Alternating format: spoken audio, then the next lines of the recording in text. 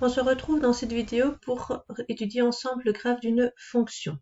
Alors, en quoi consiste le graphe d'une fonction? Tout d'abord, j'aimerais vous rappeler d'où on vient. On vient de travailler ensemble les fonctions, et les fonctions ont été étudiées en vous rappelant ce qu'était une relation. Et ces relations, je les ai présentées à l'aide des diagrammes sagittaux. Prenons deux ensembles, A et B, que nous allons relier par une fonction. Nous allons relier les éléments X de l'ensemble A aux éléments Y de l'ensemble B, et ces éléments Y seront appelés les images de X par F. En appliquant cette relation, je forme des couples de nombres X, Y. Et bien ces couples, je vais les utiliser pour tracer le graphe d'une fonction.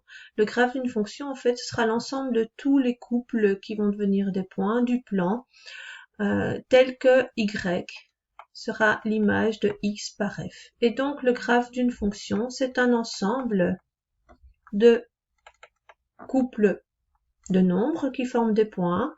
C'est le réel X appartient à R, bien forcément.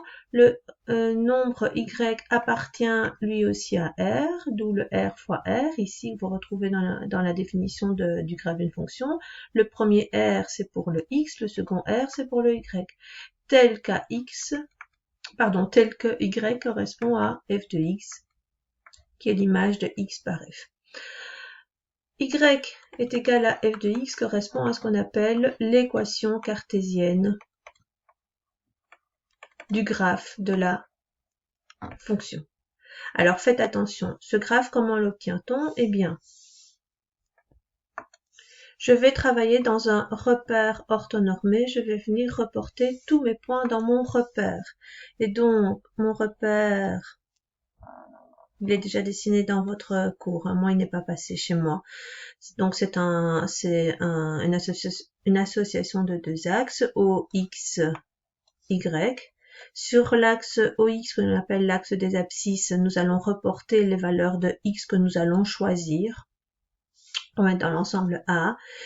À ces réels X, nous allons associer des réels f de X que nous allons venir reporter sur l'axe vertical.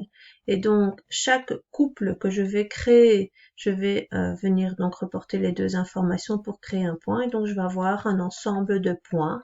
Et comment fait-on ensuite? Eh bien, on les relie. C'est ce qu'on appelle le graphe. Et le graphe dans le repère donne ce qu'on appelle le graphique. Ça va? Donc il y a une petite nuance entre graphique et graphe. Alors comment fait-on pour trouver ces points? Eh bien, on va dresser des tableaux de valeurs. Ces tableaux de valeurs, on en a déjà rencontré ensemble. Moi, je vous ai donné les valeurs de X et les valeurs de f de X. Ici, nous allons les calculer maintenant. Comment fait-on pour les calculer? Eh bien, si je reprends un exemple vu précédemment, par exemple f de x est égal à 184 sur x, hein, vous vous souvenez de cet exemple, qui est au final un modèle mathématique établi sur base de la fonction inverse. Et donc ici vous avez une fonction inverse qui a été transformée. Eh bien nous allons dresser un tableau de valeurs, x, f de x deviendront mes y, et je vais choisir des réels x pour venir calculer mes images. Peut-on tout prendre dans l'ensemble des réels? Bien ici, vous voyez que 0, on ne peut pas choisir. Par contre, tous les autres, je peux les prendre. Donc, si je viens prendre moins 2, par exemple, eh bien, j'aurai moins 92 comme réponse. Si je viens choisir moins 1, je vais obtenir moins 184. 0, je ne peux pas. On ne peut pas diviser par 0. Donc, la fonction f ici n'est pas définie en 0. Donc ça, je pourrais pas prendre le 0. On peut passer à 1, 184, à 2, 92 et ainsi de suite. Donc, vous allez dresser ainsi des tableaux de valeurs et puis, hop, vous allez les placer dans un repère et hop, vous aurez un graphique au final, un graphe dans un repère et donc un graphique. Voilà. Comment ça se passe? Alors, à quoi va servir notre graphe? Et donc, à dessiner forcément la fonction et avoir une meilleure vue que si nous contentons d'un diagramme sagittal. Et grâce à cette vue, qui sera beaucoup plus claire, nous allons pouvoir en sortir des caractéristiques beaucoup plus aisément. Nous allons également utiliser la représentation d'une relation dans un repère pour vérifier si cette relation est une fonction. C'est plus facile, c'est plus rapide.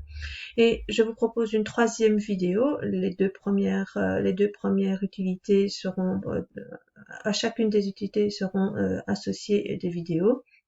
Nous allons, dans la troisième vidéo, calculer ensemble des images et des antécédents pour vous rappeler ces notions-là également. Je vous attends dans les prochaines vidéos.